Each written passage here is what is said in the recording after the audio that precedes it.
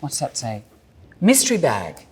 Is that what men call what they put in their pants? Mystery bag. What's that going to be like? Hi, I'm Cate Blanchett and I'm here to teach you about Australian slang. Or, g'day cobber, I'm here to talk to you about some Aussie lingo.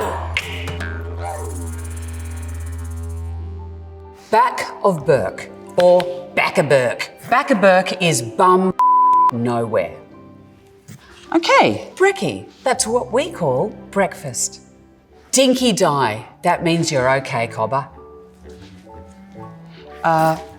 Piker. If you're a piker, it means you're not giving it a good Aussie go. Thingo.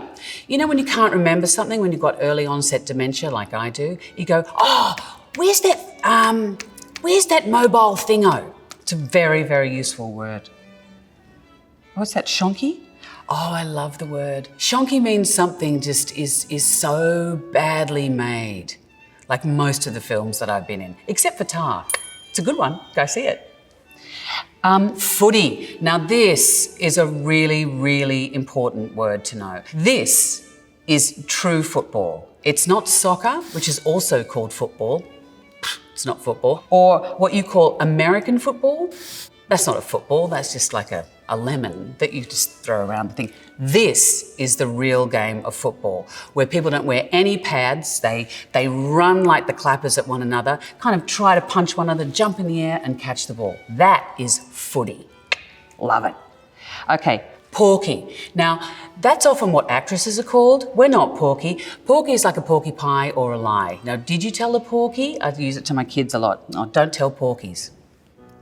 Grundies? See, maybe this is depending on where you're from. In Australia, you might call your undies Grundies, or you might call them Bundies. I call them Bundies, or scungies, depending on how often you wash. Oh, hooroo! This is so hooroo, it's like bye-bye. Like that one. Chewy. Now, this is not Chewbacca. Chewy is chewing gum. Because when you're chewing gum, it's really hard to say the word gum, so you gotta go chewy. Defo, really great word. I usually spell it with 2 Fs because you go defo. It means that something is absolutely 100% correct. Like, how would you say? Are you coming out tonight, mate? You go, yeah, defo. Dunny, this is not a word that I like my children to use. We like to use loo. You don't say toilet in England because that is really, you just can really imagine what people are doing in there. If you say dunny, you can, I probably don't need to say anymore. Actually, in the back streets of Melbourne, where I grew up, they used to have these outhouse loos. And I did a history of Melbourne when I was at a high school, which was really interesting. We got to walk the back streets. And the loo man, the dunny man, used to come along and, before you had flushing toilets, used to take the can. And I read an account where it was quite common for people to leave a Christmas present for the dunny man. Bottle of beer stuck into the dunny. Fair dinkum. You can imagine that. I mean, you've heard that one. That's one's a bit of a cliche. 2-up. I mean, this is we're really going back in history. This is a game. In Australia, there's a saying that, people will bet on anything, like 2 flies climbing up the wall. Which one's gonna make it first, mate? Oh, I don't know, I reckon the one on the right. That's a big blowy. 2-up is like a game you play with 2 pennies, and you throw them up in the air and you say heads, 2 heads or 2 tails, and then you bet on how it's gonna land. 2 up, 2 down. Bathers, that's your budgies, smugglers, what you wear to go swimming in. That's probably quite obvious, isn't it? But it depends. If you're in New South Wales, you might say, hey, come on, we're going for a swim, bring your swimmers, which is your cozzy. See, there's a few words, cozzy, bathers, swimmers. Mad as a cut snake. That's me. No, mad as a cut snake means you're completely off your rocker.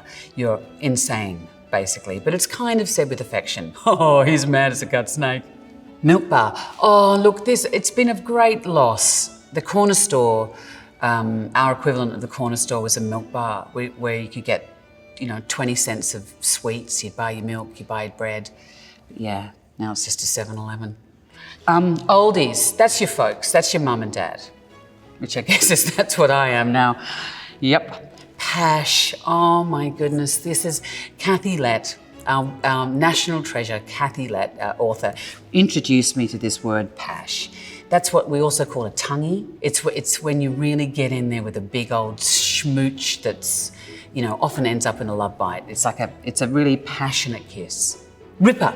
You ripper, you beauty. It means it's really fantastic. It's great. It's something that someone has, you know, they get their honorary doctorate degree or their doctorate in philosophy. You ripper, mate. You've got your doctorate in philosophy. Wrought. Fraud? Wrought? Yeah. Basically what most major corporations in America are doing right now. I hope you've learnt something today. When you eventually come to Australia and see what a wonderful country it is, you'll be able to speak the lingo. Thanks, guys.